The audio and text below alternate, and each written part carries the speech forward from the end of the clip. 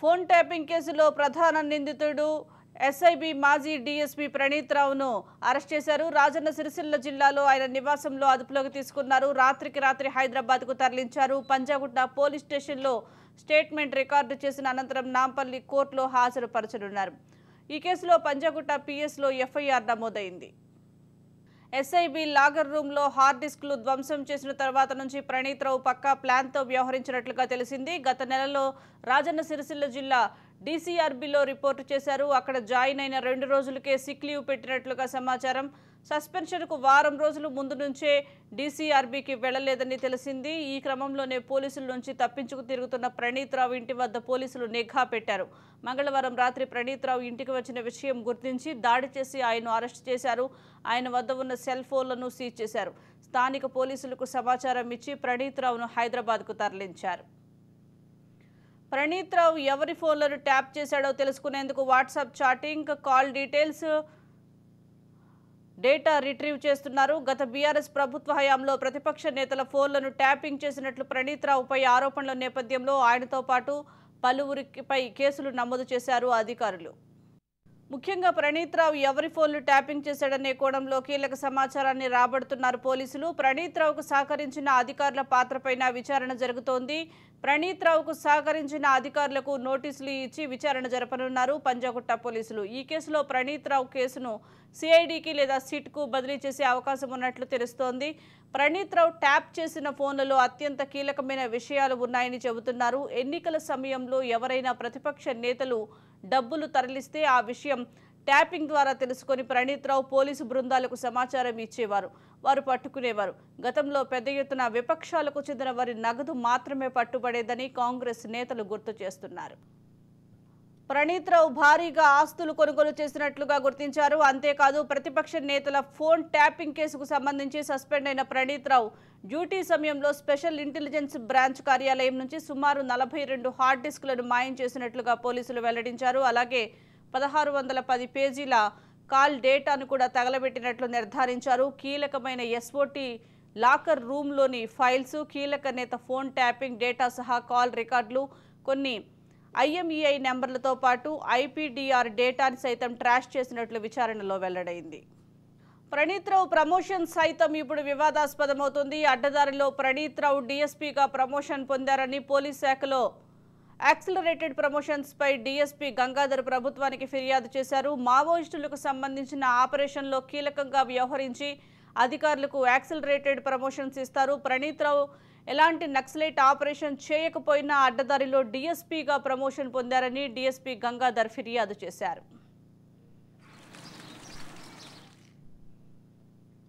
Phone tapping కేసులో మాజీ DSP Praneeth రావును పోలీసులు అరెస్ట్ చేశారు. ఈ రోజు కోర్టులో కూడా హాజరుపరచనున్నారు. దీనికి సంబంధించి మరింత సమాచారం మా క్రైమ్ బ్యూరో చీఫ్ ఇన్నారెడ్డి అందిస్తారు. ఇన్నారెడ్డి, ఎంతసేపట్లో ప్రణీత్ రావును కోర్టులో హాజరుపరిచే అవకాశం ఉందంటారు? అప్డేట్స్ ఏంటి?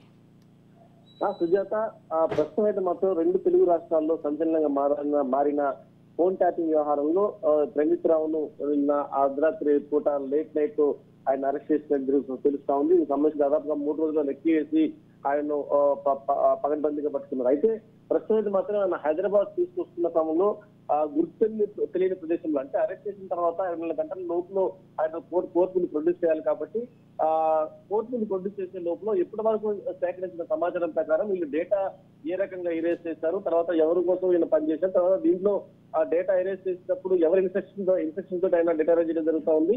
ఇదే కాకుండా అసలు ఎస్ఐబికి సంబంధించిన వ్యవహారంలో ఫోన్ ట్యాపింగ్ కు సంబంధించి ఒక ప్రత్యేకమైన వింగులు ఈయన ఎస్ఐ స్థాయిగా ఉన్న వ్యక్తి డిఎస్పీ స్థాయిగా మారడానికి కారణం ఎవరు, దీంట్లో ఇంటెలిజెన్స్ ప్రభాకర్ రావుకు సంబంధించిన వ్యవహారంలో, తర్వాత ఈయన ఈ ఫోన్ ట్యాపింగ్ చేసిన వ్యవహారంలో బీఆర్ఎస్ కి సంబంధించిన కొంతమంది కీలకమైన నేతల కనుసన్నల్లోనే ఈయన ఈ వర్క్ అంతా చేసినట్టు తెలుస్తా ఉంది. మరి ఆ వ్యక్తులు ఎవరన్నా దానికి సంబంధించిన వ్యవహారంలో ఇప్పటికే ఆయన గుర్తెలిగిన ప్రదేశంలో, అంటే హైదరాబాద్ తీసుకొస్తుండగా గుర్తెలిగిన ప్రదేశంలో ఆయన విచారిస్తున్న తెలుస్తాం. ఇప్పటికే ఆయన సంబంధించిన మొబైల్ కూడా సీజ్ చేశారు. దీనికి సంబంధించిన గతంలో వాడిన సిమ్ కార్డు కూడా సీజ్ చేసి ప్రస్తుతం డేటా ఇలా చేస్తాం. ఇదే కాకుండా ఒకవైపున ఈ డేటా ఇరేజ్ చేసిన తర్వాత దీంట్లో కొంత సమాచారం రిట్రీవ్ చేయడానికి కూడా ఇప్పటికే ఎఫ్ఎస్ఎల్ ప్రయత్నం చేస్తున్న తెలుస్తా ఉంది. ఇదే కాకుండా ఇప్పుడు ఆయన అంటే ప్రణీత్ రావు దగ్గర నుంచి సీజ్ చేసిన మొబైల్ కూడా ఎఫ్ఎస్ఎల్ పంపించి దాంట్లో ఉన్న కొంత కీలకమైన సమాచారాన్ని కూడా ఇప్పటికే గుర్తించి తెలుస్తా ఉంది. ఇదే కాకుండా ప్రధానంగా ఈ వ్యవహారంలో అంటే ఎప్పుడైతే ఒకవైపున ప్రతిపక్షాలకు సంబంధించిన రేవంత్ రెడ్డి కావచ్చు, బీజేపీ సంబంధించిన విష్ణు సంబంధించి కావచ్చు, ఈయన ఫోన్ ట్యాపింగ్ చేస్తా ఉన్నాడు. ఫోన్ ట్యాపింగ్ చేస్తున్న క్రమంలో కొంత కీలకమైన సమాచారాన్ని రాబడుతున్న క్రమంలో ఆ విషయాన్నంతటిని కూడా పెండ్రైవ్ లో పెట్టుకొని బీఆర్ఎస్ సంబంధించిన కొంతమంది కీలకమైన నేతలకు ఆయన ఇచ్చాడు అన్న నేపథ్యంలో మరి ఆ నేతలు ఎవరు, తర్వాత ఎవరి కన్సర్న్ లో ఈ ట్యాపింగ్ వ్యవహారం నడుస్తా ఉంది అన్న విషయంలోనే ప్రస్తుతం ఆయన ప్రస్తుతం తెలుస్తా ఉంది. ఇదే కాకుండా ఈరోజు మధ్యాహ్నం కానీ సాయంత్రం కానీ హైదరాబాద్ తీసుకొచ్చి ఆయనకి జుడిషియల్ కస్టడీకి పంపించిన తర్వాత తిరిగి ఆయన పోలీస్ కస్టడీ తీసుకుని ఇంకా చాలా విషయాలు అవకాశం కల్పిస్తా ఉంది. ఇప్పటి వరకు సేకరించిన డేటా తర్వాత సమాచారం ప్రకారం ఒక సీక్వెన్స్ ప్రకారం ఈయన సిస్టమ్స్ ఏర్పాటు చేయడం కావచ్చు, తర్వాత ఈయన డేటా చోరీకి అంటే ఈ ఫోన్ ట్యాపింగ్ సంబంధించిన టెక్నాలజీ కావచ్చు, తర్వాత దీంట్లో దాదాపుగా ఒకే కులానికి చెందిన 10 మందిని టీమ్ ఏర్పాటు చేసుకొని చేసిన ఈ ఫోన్ ట్యాపింగ్ వ్యవహారం నుంచి ఎంతమంది వ్యవహారం సంబంధించుకోవడం లిస్ట్ తయారు చేసి దీంట్లో కారకులు అంటే ప్రధానంగా ఎవరు దీన్ని మోటివేట్ చేసి ఎవరి కన్సర్న్ లో జరిగిన వ్యవహారం మీద ఇప్పటికే సమాచారం తెలిసినప్పుడు కూడా దానికి తగ్గ సాక్ష్యాలు ఉన్నాయి. ఎప్పుడైనా సరే ఒక కేసు డీల్ చేస్తున్నప్పుడు దాన్ని కోర్టు ప్రొడ్యూస్ చేసినప్పుడు ప్రాసిక్యూషన్ లో కేసు ఇవ్వాలంటే దానికి తగ్గ సాక్ష్యాలు కావాలి. కాబట్టి దీనికి సంబంధించి ఇప్పటివరకు సేకరించిన సమాచారం కాకుండా ఇంకా ఎలాంటి సమాచారం అతని దగ్గర ఉంది, దీంట్లో ప్రధానంగా ఎవరి గురించి ఎవరి కోసం ఈ డేటా చోరీ అంటే ఈ ఫోన్ ట్యాపింగ్ చేశారన్న వ్యవహారంలోనే ఆ ప్రస్తుతం దాదాపుగా 10 లక్షల ఫోన్ కాల్ డేటాను ఈయన రికార్డ్ చేసిన తెలుస్తా ఉంది. కొంత ఒక్కొక్కసారి రేవంత్ రెడ్డి కావచ్చు, బీజేపీ సంబంధించిన నేతలు కావచ్చు మాట్లాడిన వాయిస్ రికార్డ్ లో కీలకమైన సమాచారం ఉన్నప్పుడు దాన్ని పెన్డ్రైవ్ ద్వారా కొంతమంది కీలక నేతలకు ఇచ్చిన పరిస్థితి కూడా ఉంది అన్న సమాచారం సేకరించినట్లు ఎవరికి ఇచ్చారు, తర్వాత దీనికి సంబంధించిన డేటా ఇప్పటికే ఎరేజ్ చేసి దాన్ని తగలబెట్టినప్పుడు కూడా దాన్ని రిట్రీవ్ పనిలో ఉంది. ఇది కాకుండా ఈయన సొంతగా ఉన్న సిస్టమ్ లో కావచ్చు, మొబైల్లో కూడా కొంత డేటా ఉంది. దాన్ని ఆయన దగ్గర ఉన్న డేటాను ఎన్క్రిప్ట్ మోడ్ లో పెట్టుకొని ఆయన దాన్ని సీక్రెట్ గా ఉంచారని చెప్పేసి అన్న ఆ సమాచారం మేరకు కూడా ఆయన మొబైల్ ను కూడా ఎఫ్ఎస్ఎల్ పంపించి చూస్తారు. మొత్తం మీద ఈయన్ను ఒక గుర్తిన ప్రదేశంలో విచారిస్తున్న క్రమంలో చాలా మంది వ్యవహారం బయటకు వచ్చే అవకాశం కనిపిస్తాం. దీంట్లో టీఆర్ఎస్ నేతలు ఎవరైనా దాని మీదనే ప్రస్తుతం కూలంకషంగా ఆయన ఒక సీక్రెట్ ప్రదేశంలో విచారిస్తూ తెలుస్తాం సుజాత.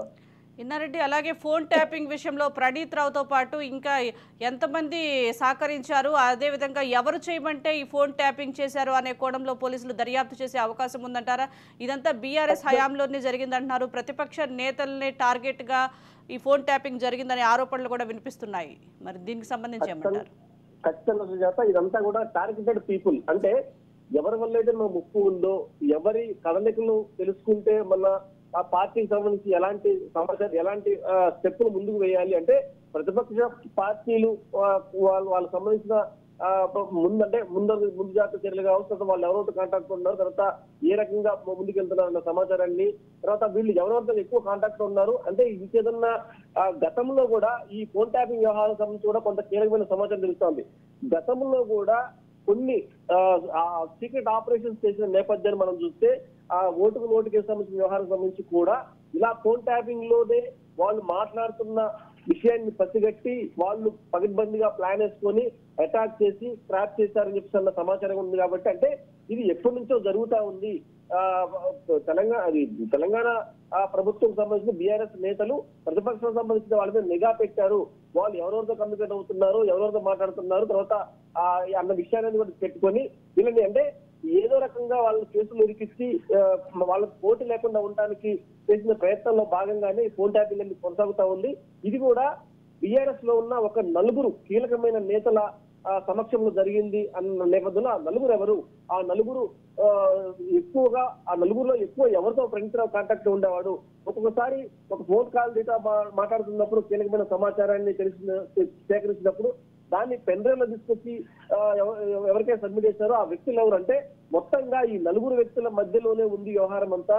ఎక్కువగా వీళ్ళే దీన్ని పర్యవేక్షణ చేశారని చెప్పిన నేపథ్యంలో ఆ 4 మీదనే పూర్తిగా దృష్టి సారించి దానికి సంబంధించిన సమాచారం ఉన్నప్పటికీ కూడా సాక్ష్యాల సేకరించడం పల్లబడ్డారు పోలీసులు. Sujatha, right, thank you Inna Reddy.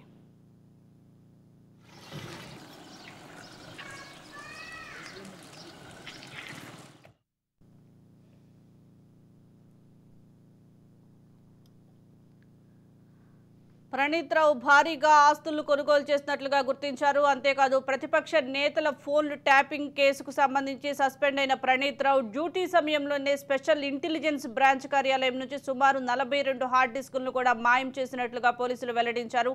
అలాగే 1610 పేజీల కాల్ డేటాను కూడా తగలపెట్టినట్లుగా నిర్ధారించారు. కీలకమైన ఎస్ఓటీ లాకర్ రూమ్లోని ఫైల్స్, కీలక నేత ఫోన్ ట్యాపింగ్ డేటా సహా కాల్ రికార్డ్స్, కొన్ని IMEI నెంబర్లతో పాటు IPDR డేటాను సైతం ట్రాష్ చేసినట్లుగా విచారణలో వెల్లడైంది. మాజీ DSP ప్రణీత్ రావును ఫోన్ ట్యాపింగ్ కేసులో అరెస్ట్ చేశారు. ఈరోజు కోర్టులో హాజరుపరిచే అవకాశం ఉంది. దీనికి సంబంధించి మరింత సమాచారం మా ప్రతినిధి ఫణిరాజ్ అందిస్తారు. ఫణిరాజు, కీలకమైన డాక్యుమెంట్లు కూడా స్వాధీనం చేసుకున్నట్లుగా తెలుస్తోంది. అనేక ఆధారాలు కూడా ధ్వంసం చేసినట్లుగా వినిపిస్తుంది. దీనికి సంబంధించి అప్డేట్స్ ఏంటి? సుజాత, కొద్ది రోజుల కిందట ఈ ప్రణీత్ రావు SIB నుండి ఇక్కడ DCRB సిరిసిల్ల రాజన్న సిరిసిల్ల జిల్లాలోని DCRBకి బదిలీ కావడం జరిగింది. అయితే ఎప్పుడైతే అక్కడ పనిచేసిన సమయంలో తాను 17 కంప్యూటర్లలోని సమాచారాన్ని పూర్తిగా ధ్వంసం చేసి వచ్చినట్టుగా గుర్తించినటువంటి పోలీసులు అధికారులు కంప్లైంట్ ఇచ్చిన తర్వాత తాను పూర్తిగా కూడా షెల్టర్ జోన్ లోకి వెళ్ళాలని డిసైడ్ అయ్యాడు. అందులో భాగంగానే ఇక్కడ వచ్చి రిపోర్ట్ చేసినప్పటికీ కూడా పోలీసులు తనపై పూర్తిగా నిఘా ఉంచాలని అర్థం చేసుకున్నటువంటి ప్రణీత్ రావు ఒక షెల్టర్ ని మాత్రం ఏర్పాటు చేస్తున్నాడు. ఇక్కడ సిరిసిల్లలోని శ్రీనగర్ కాలనీలో ఒక రెంట్కి ఇంటికి తీసుకొని ఎవరికి అంటే తన కుటుంబ సభ్యులు కావచ్చు, తోటి అధికారులకు కూడా ఎవరికి సమాచారం ఇవ్వకుండా నివాసం ఉంటున్నాడు. అయితే ఈ విషయాన్ని గుర్తించినటువంటి ప్రత్యేక పోలీసు బృందం అతన్ని అరెస్ట్ చేసింది. అరెస్ట్ చేసి హైదరాబాద్ తరలించారు. నిజానికి గత కొంతకాలంగా ప్రణీత్ రావు వ్యవహారం అటు రాజకీయ నాయకుల్లో ఇటు ఉన్నత అధికారుల్లోనూ కలకలం రేపింది. ఎందుకంటే ఆయన చేసినటువంటి పనులు ఏవైతే అవన్నీ కూడా పూర్తిగా సర్వీసు ఈ నిబంధనలకు విరుద్ధం. అతను వచ్చినటువంటి ప్రమోషన్ ఏదైతే ఉందో అతి తక్కువ సమయంలో మంచి పోస్ట్ వరకు వెళ్ళగలిగాడు.